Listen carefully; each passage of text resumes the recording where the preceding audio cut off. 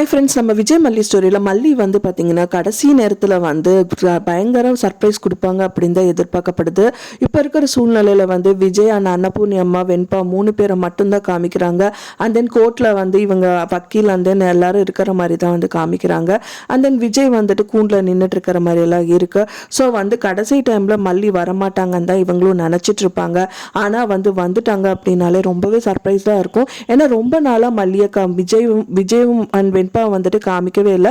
மல்லி and then Ranjitha and then Raji அப்புறம் வந்து கதிரேஷன் அவங்கள தான் வந்து நிறைய நாளாக காமிச்சிட்டு இருந்தாங்க.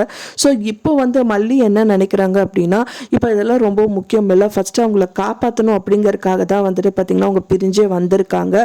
கண்டிப்பாக இந்த கோர்ட்டில் வந்து தீர்ப்பு வந்து விஜய் பக்கம் வந்து இல்லை, அவர் வந்து நல்லவர், அவர் ஒன்றும் பண்ணலை அப்படின்னு தெரிய வந்துருச்சு அப்படின்னா வந்துட்டு அதுக்கப்புறமா தான் மல்லி எல்லா விஷயங்கள் சொல்லுவாங்க அப்படின்னு தான் எதிர்பார்க்கப்படுது.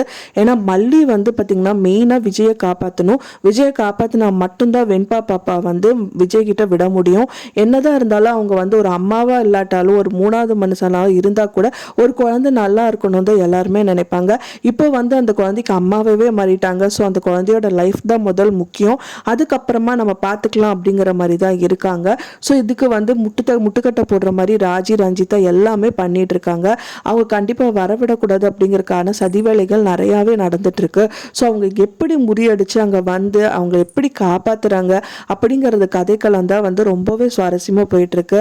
ரொம்ப நாளாக அவங்க அம்மாவை பார்க்காத வெண்பா வந்துட்டு அவங்க அம்மா பார்த்தவொடனே போய் கட்டி பிடிக்கிறது செய்யறது இந்த மாதிரி விஷயங்கள் எல்லாமே நடக்கும் அப்படின்னு தான் எதிர்பார்க்கப்படுது. ஸோ அவங்க எப்படி அவங்க ஃபேஸ் பண்ணுறாங்க அப்படிங்கிறது தான் வந்து எபிசோடில் காமிக்க இருக்காங்க.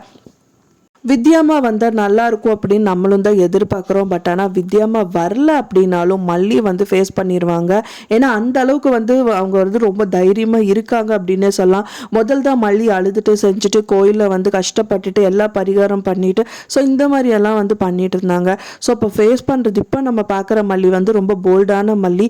ஸோ எதையும் வந்து நம்ம ஃபேஸ் பண்ணிக்கலாம், அவரை காப்பாற்றிக்கலாம் ஒரு தைரியத்தோடு தான் அங்கே இருக்காங்க. ஸோ அதனால் கண்டிப்பாக அவங்கக்கிட்ட ஏதாவது ஒரு ஆதாரங்கள் சிக்கி இருக்கும். ஏன்னா ஆதாரங்கள் சிக்கினா மட்டும்தான் விஜய் இதுலேருந்து தப்பிச்சு வர முடியும். ஏன்னா இந்த மாதிரி நிறைய விஷயங்கள் பண்ணியிருக்காங்க. அவங்க வீட்லேயே வந்துட்டு வீடியோ எடுக்கிறது அண்ட் தென் வந்து எல்லாரும் அவங்களே காமிச்சு வந்து விஜய்கிட்டே சொல்லாமல் அவங்கக்கிட்டே காமிச்சு மிரட்டுறது அப்படிங்கிற மாதிரிலாம் நிறைய விஷயங்கள் பண்ணதான் செஞ்சுருக்காங்க. அப்படி இருக்கும்போது வெண்பாவோட வாழ்க்கை அண்ட் விஜயோட வாழ்க்கை அப்படிங்கும்போது விட்டுருவாங்களா?